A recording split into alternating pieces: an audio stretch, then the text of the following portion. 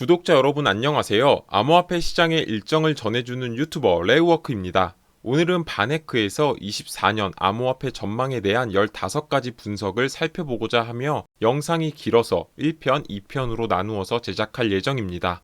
바네크는 기관들의 자산 관리 분야를 담당하는 투자 관리 회사이고 비트코인 현물 ETF를 신청한 기업이기에 그들의 인사이트는 큰 영향력을 가지고 있다라고 볼 수가 있습니다. 그 중에서도 오늘은 이더리움, 스택스, 솔라나, 폴리곤 등 다양한 코인들의 전망에 대해서 함께 분석을 했으니 영상 끝까지 시청해 주시고 구독과 좋아요도 부탁드리겠습니다. 바네크가 2024년 암호화폐 시장에서 돈을 벌 수 있는 아이디어와 암호화폐에 대한 15가지 전망을 함께 공개했는데 관련된 내용 살펴보도록 하겠습니다. 오늘은 그 중에서 첫 번째 영상으로 1번부터 8번 항목에 대해서 내용을 전달드리고자 합니다. 바네크 레포트의 첫 번째 내용은 미국의 경기 침체가 도래할 것이다 라는 내용입니다. 이러한 경제 상황 속에서 24년 1분기에 미국에서는 첫 번째 현물 비트코인 ETF가 출시가 될 것이며 24억 달러의 자금이 유입될 것으로 바네크는 예상하고 있습니다.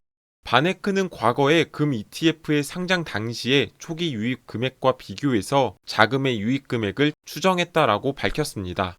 그러면서 현물 비트코인 ETF의 출시는 더 낮은 거래 비용과 함께 새로운 기술에 대한 높은 관심을 받게 될 것이다라고 분석했습니다. 그리고 24년 4월에 진행될 비트코인의 네 번째 반감기와 관련된 내용도 보고서에는 포함되어 있습니다. 비트코인의 반감기로 인해서 수익성이 낮은 채굴자들은 비트코인을 매도할 수 있고 전력 비용이 낮은 채굴자들에게는 점유율을 높일 수 있는 기회가 될 것이다 라고 분석하고 있습니다. 과거의 반감기 사이클을 보면 반감기 이후에 400일 부근 근처에서 대부분 마이너스 80%까지 하락하는 것을 볼 수 있지만 결국에는 반감기 시즌에 다가오지면서 암호화폐의 가격이 상승하는 것을 확인할 수 있습니다. 과거의 역사는 반복이 될 것이고 동일한 추세의 패턴으로 볼 때 현재 이 회색 라인의 비트코인의 가격은 점점 더 상승할 수밖에 없지 않을까. 그리고 동일한 추세의 패턴으로 볼 때 현재는 상승 사이클의 초기 단계에 머물러 있다라고도 해석을 해볼 수가 있습니다. 최근에 비트코인을 기준으로 크게 상승하고 있고 이번에 진행될 네 번째 반감기에 대해서 기대를 걸어봐도 좋을 것 같습니다. 그리고 바네크는 24년 하반기에 비트코인은 가장 높은 가격을 기록할 것이다 라고 예측하고 있습니다. 그 이유로는 24년 암호화폐의 규제화에 대한 입법과 대통령 선거를 언급하고 있으며 이로 인해서 높은 변동성과 중대한 변화가 있을 것이다 라고 암시하고 있습니다.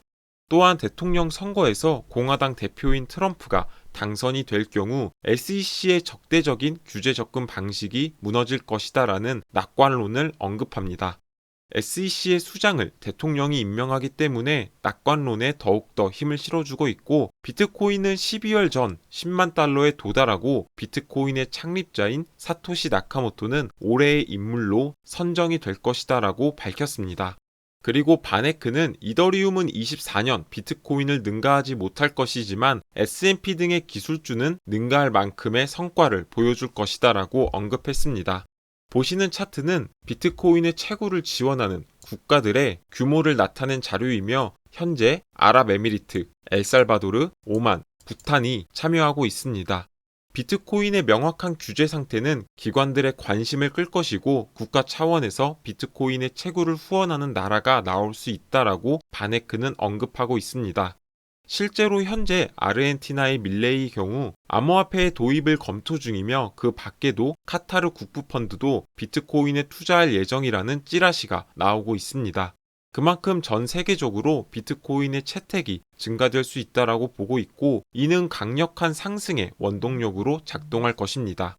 다시 이더리움 이야기로 돌아와서 이더리움의 킬러이자 경쟁자로 급부상한 솔라나가 이더리움의 점유율을 가져가기 때문에 이더리움의 점유율이 계속해서 낮아질 것이다 라고 분석하고 있습니다. 실제로도 이더와 비트코인의 레티오 그래프를 살펴보면 지속해서 이더리움의 가치가 하락하고 있는 것을 확인할 수 있습니다. 비트코인은 지속적으로 상승하지만 그에 반해서 이더리움의 점유율은 솔라나나 그 밖의 스택스 등 다양한 코인들이 점유율을 가져가기 때문에 이더의 점유율은 낮아진다. 이렇게 해석을 하시면 좋을 것 같습니다. 다음은 이더리움의 EIP4844, 프로토 댕크샤 등의 구현으로 레이어2 코인들의 지배력의 강세를 예상하는 내용입니다.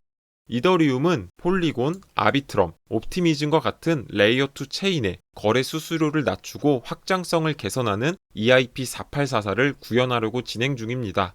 덱스 거래량 중 이더리움의 점유율을 보면 폴리곤, 아비트럼, 옵티미즘이 약 40%를 차지하고 있고 이더리움의 점유율이 50% 정도인 것을 확인할 수 있습니다. 하지만 EIP4844의 적용으로 인해서 24년 4분기까지 레이어2 체인들은 이더리움의 덱스 거래량의 2배에서 10배까지 높아질 수 있을 것으로 예상하고 있습니다. 참고로 현재는 0.8배 정도에 머물러 있는 상태입니다.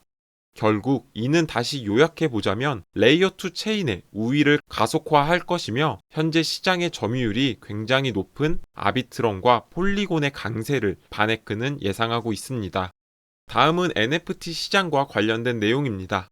바네크는 NFT 시장이 사상 최고치로 반등할 것이다 라고 분석하고 있습니다.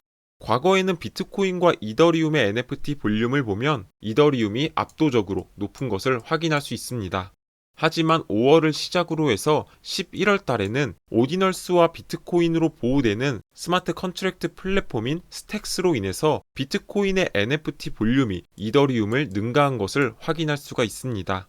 이는 비트코인 네트워크의 수수료의 상승으로 채굴자들의 수익을 가져오기 때문에 비트코인의 매도 압력이 작아지게 되고 이는 비트코인 가격의 상승을 불러일으킬 수 있습니다. 그리고 신규 유동성이 암호화폐로 다시 돌아오게 되고 인기 NFT 컬렉션이 주목받을 수 있다라고 바네크는 분석하고 있습니다. 비트코인의 강세와 더불어서 바네크는 현재 시총 54위인 스택스가 시가총액 기준 30위까지 상승할 수 있을 것이다 라고 언급하고 있습니다. 그리고 바네크는 바이낸스가 SEC의 규제로 인해서 현물 거래 1위의 자리를 내놓을 것이다 라고 분석했습니다. OKX, 바이비트, 코인베이스, 비트겟이 1위의 자리를 차지할 가능성이 크다라고 분석했고 현재도 코인베이스의 선물 시장의 점유율이 2억 달러에서 10억 달러를 넘어서고 있다라고 분석했습니다. 이는 다시 한번 이야기하자면 미국이 암호화폐 시장을 주도할 것이다 이렇게 해석해 볼 수가 있습니다. 다음은 스테이블 코인과 관련된 내용입니다. 스테이블 코인의 시가총액은 USDC가 주가 손실을 만회하면서 사상 최고치를 기록할 것이다 라고 분석했습니다. 현재 월간 암호화폐 달러 유동성 변화를 보면 시간이 지날수록 점점 상승하고 있는 것을 볼 수가 있고 이는 암호화폐 시장에서 달러가 그만큼 많이 유입되고 있다는 것을 의미합니다. 유럽 암호화폐 시장에서 미카의 규제를 받는 스테이블 코인이 출시가 되고 수익률이 보장이 되는 스테이블 코인이 확산이 되면서 암호화폐의 거래량이 반등할 것이다 라고 바네크는 분석하고 있습니다. 그리고 논란의 여지가 있지만 USDC를 다양한 기관들이 채택하면서 현재 압도적인 1위의 점유율을 보유한 테더를 역전할 것이다 라고 바네크는 분석했습니다. 이는 미국이 테더에 대한 제재를 가할 것임을 전제로 깔고 있는 분석이 아닐까 개인적으로는 생각합니다. 오늘은 바네크가 발간한 24년 암호화폐 전망 15가지 중 8가지 항목에 대해서 먼저 살펴보았습니다. 홀더분들께서는 바네크가 추천한 레이어2 코인인 아비트럼, 옵티미즘, 폴리곤에 대해서 살펴보시고 비트코인으로 보호되는 코인인 스택스 코인까지 주의 깊게 살펴보시면 좋을 것 같습니다. 오늘의 영상은 여기까지입니다. 투자에 있어서 큰 도움이 되셨으면 좋겠습니다. 해당 영상이 도움이 되셨다면 구독과 좋아요 버튼을 눌러주시고 다음 코인 분석 때 뵙도록 하겠습니다. 시청해주셔서 감사합니다.